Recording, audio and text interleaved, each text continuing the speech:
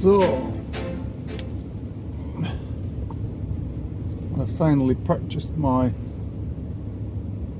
gorilla grip or gorilla stand, so now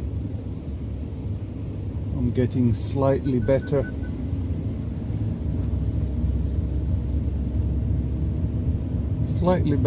video, except that my, what do you call it,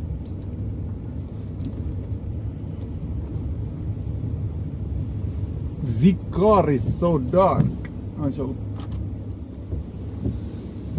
Didn't help a lot, but it's my, what do you call it, initial test on whether I can create nice videos just by sitting in the car. Did a search for my UK adapter at home, but to no avail. Could not find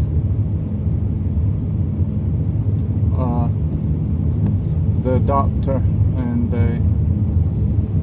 drove up to Verkkokauppa to buy one, and only to discover when I got to the cashier that my bank card doesn't work. And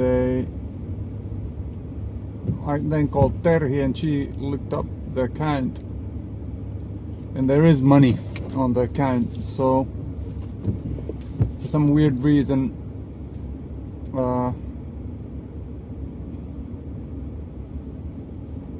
I cannot purchase with my bank card.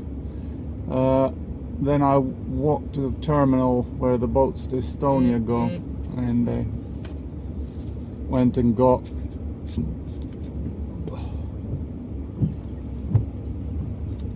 €140 worth of money.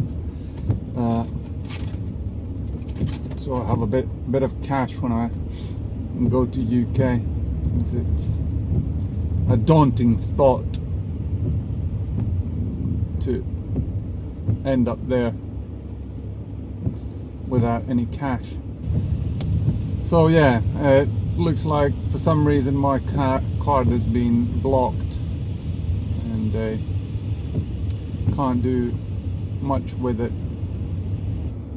I was driving here to Verkkokauppa, and I decided to take a walk down down my memory lane, and I drove past my old EMC offices in Lauttasaari, and they had completely torn down the building. There's half of it had gone. I had to take a picture of it, but yeah, they've demolished the building and built apartment buildings there. And there used to be car garages and stuff like that, and it was a fairly prime real estate to have business like a car dealership, or not a car dealership, but a repair shop for cars. And then there was this Roskapankki, this very hardy, what do you call it, workers lunch place that you could only eat once a week because it's so filled with fat. It's too dark to take videos, and maybe that would help.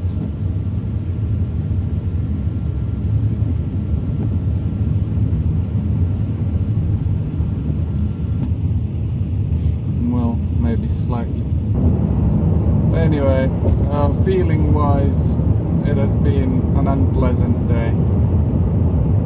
As soon as I move about, I feel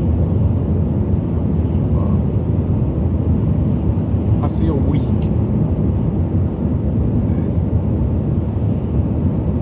which is not a nice feeling. Now I got my UK charger, or sorry, UK adapter, and I can hook up my charger into that, and then I got a value pack of AAA batteries, which go to into my what do you call it, noise cancelling headphone, which make this trip convenient as possible. So this is my first visit to the Finnair Golden Platinum Lounge and the international zone, and I must say it's kind of nice. What do you call it? Lounge. And I got a cup of espresso on order.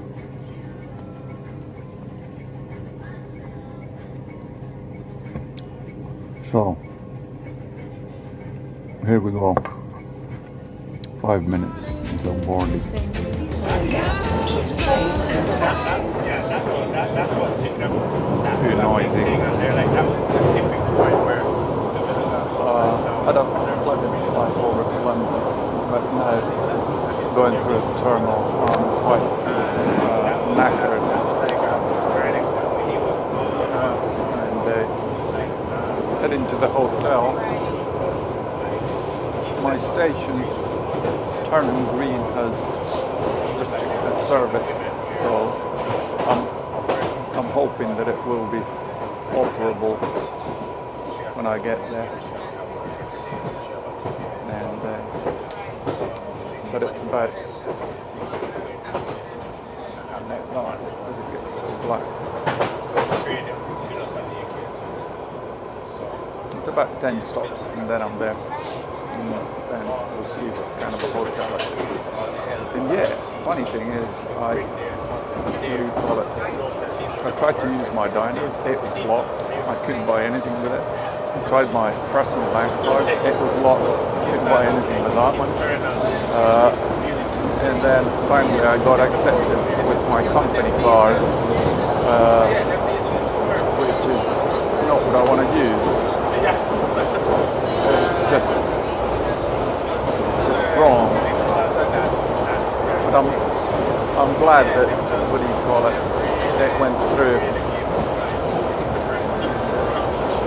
I'm on the subway. But anyway, I'll update you when I have something more to say. Feeling a bit weak after the walk through the terminal.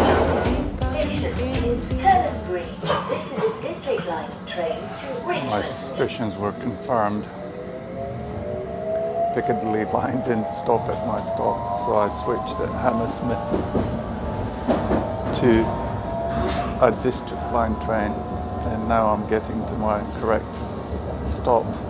So let's see, will I ever get to the hotel? This is the most interesting part of traveling, that you just end up in the weirdest locations, and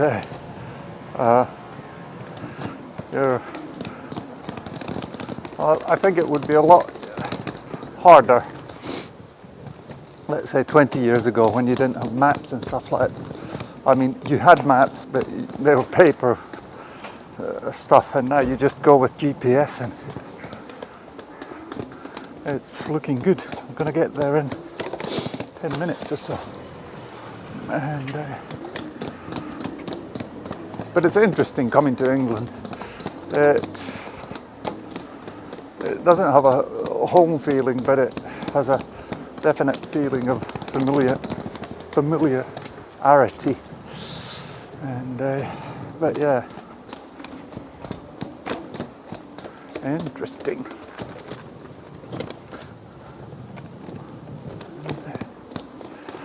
But as you see, this is a just standard residential area. Maybe a bit on the posh side.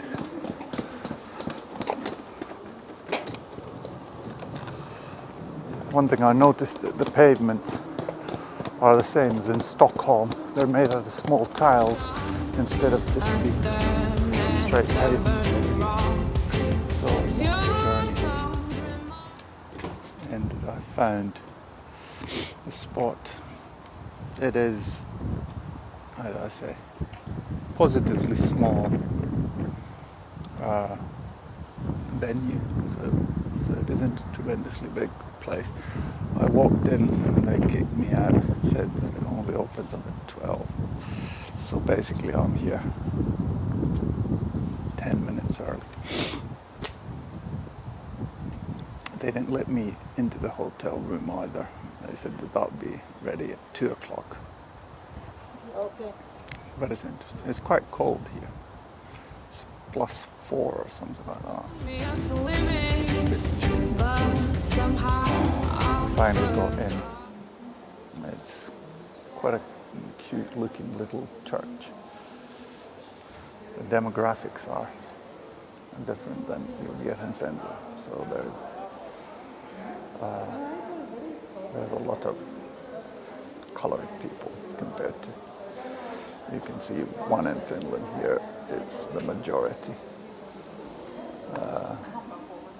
Let's say 60-70%. But yeah, the walk here, it was only a half a kilometer, but I was still nearly falling over myself.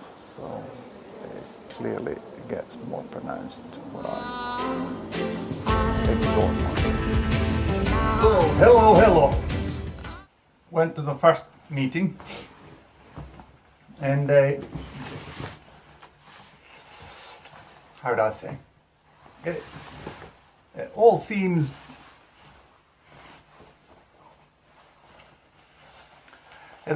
like stuff that you've already heard somebody say. And what do you call it?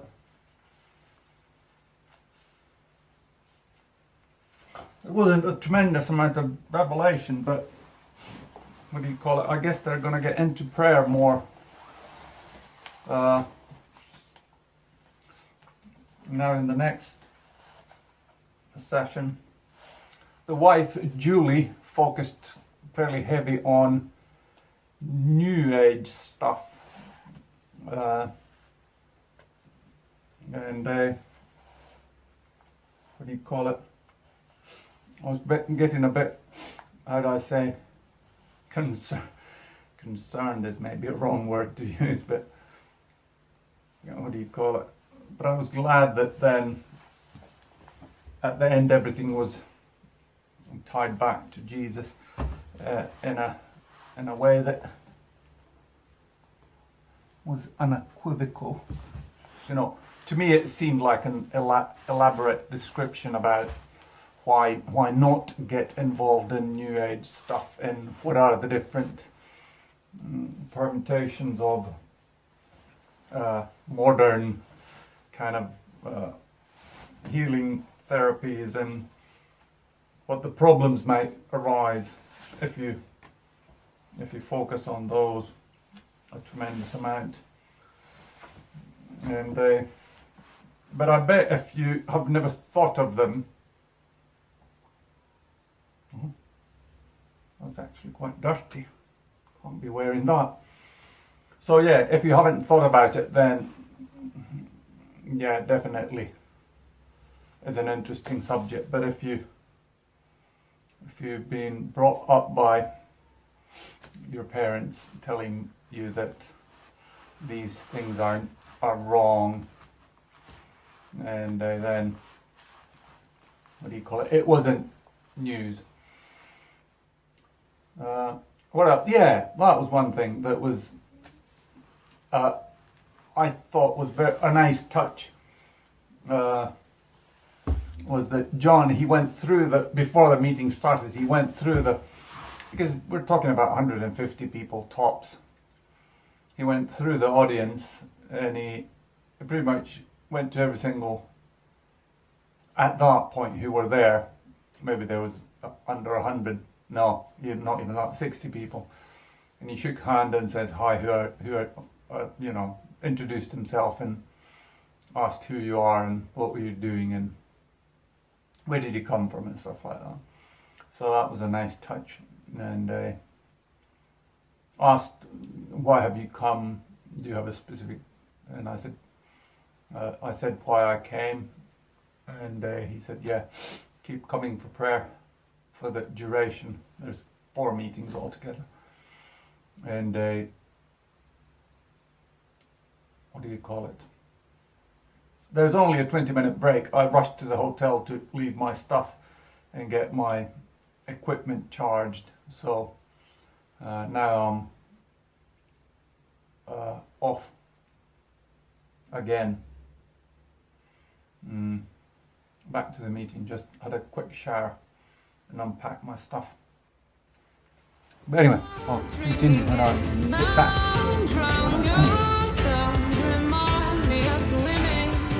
Okay, so a recap of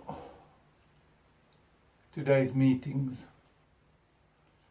First one I briefly already mentioned. It was more about the theory about healing in Christianity. Nothing of it was tremendously new or sensational. But what do you call it? Then today, then the later meeting, I was slightly late, given that I came here to do the shower and unpack, and there it was. A typical healing evangelist testimonies and what do you call it? For me, maybe it's my downfall or stuff like that.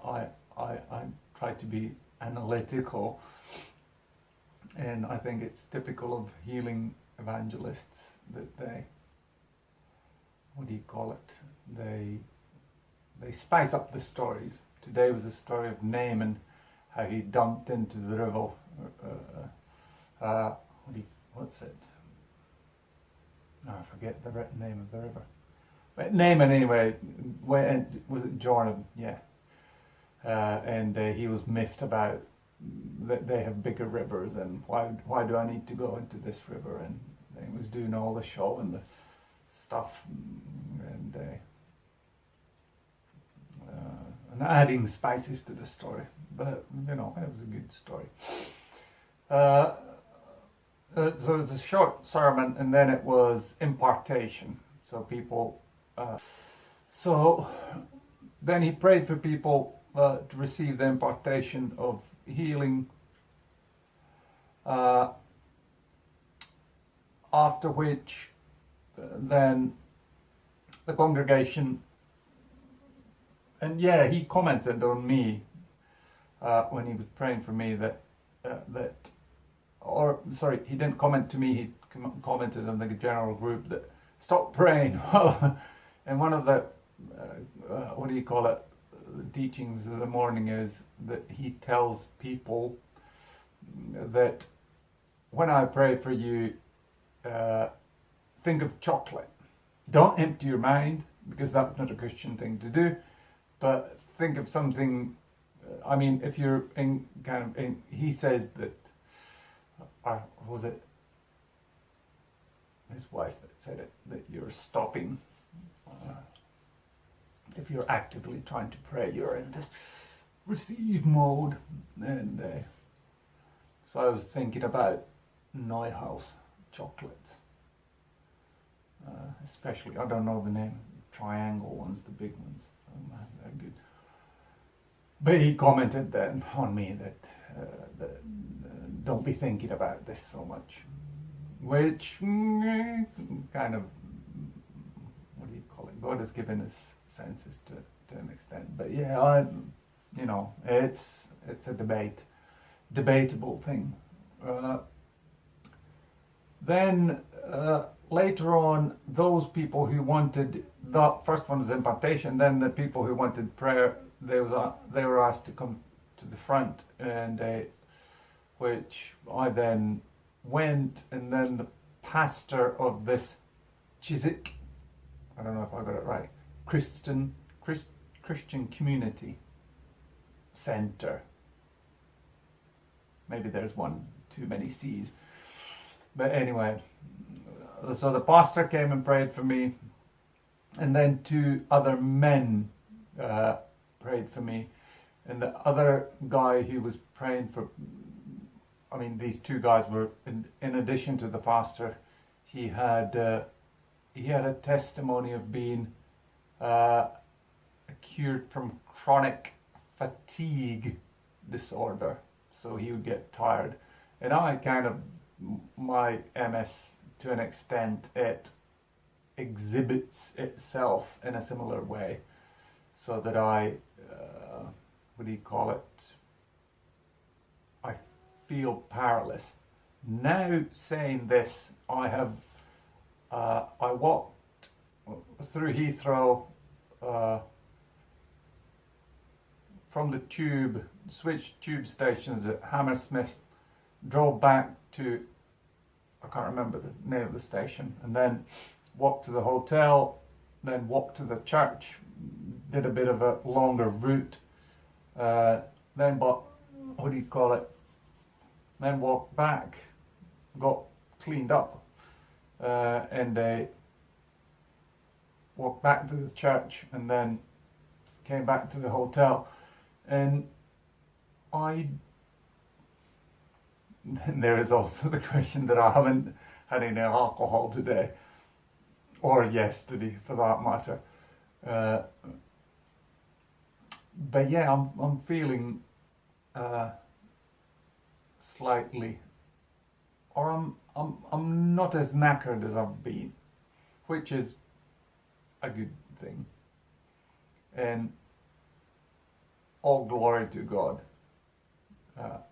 if I feel better.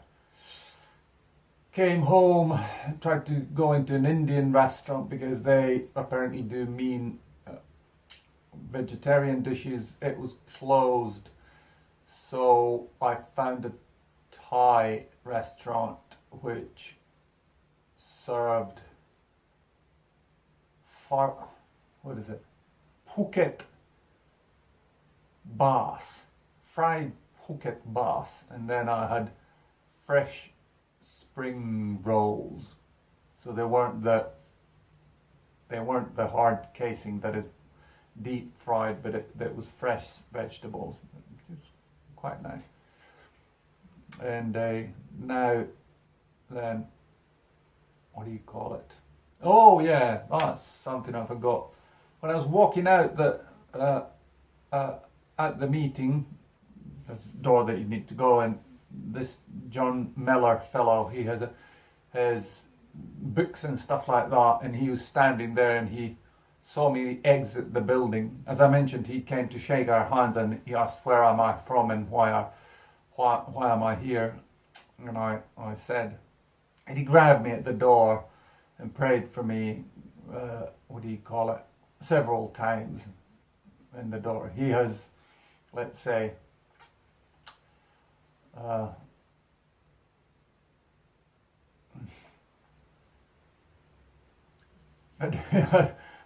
distinctive style of praying, but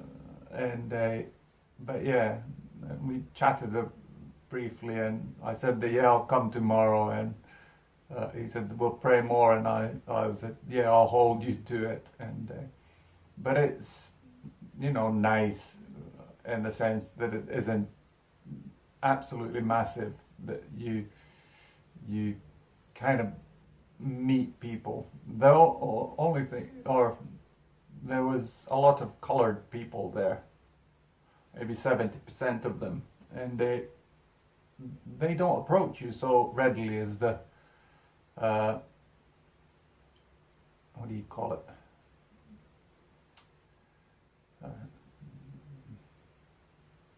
how do I say, Anglo-Saxon English people. They more readily approach you and talk to you. But anywho, all in all, it was a positive experience. Oh yeah, what do you call it,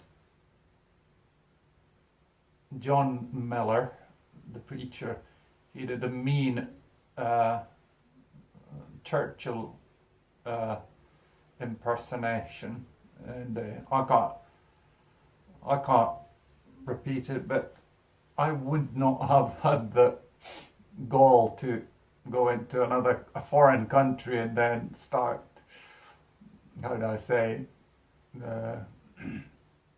imitating their just about most famous prime minister ever.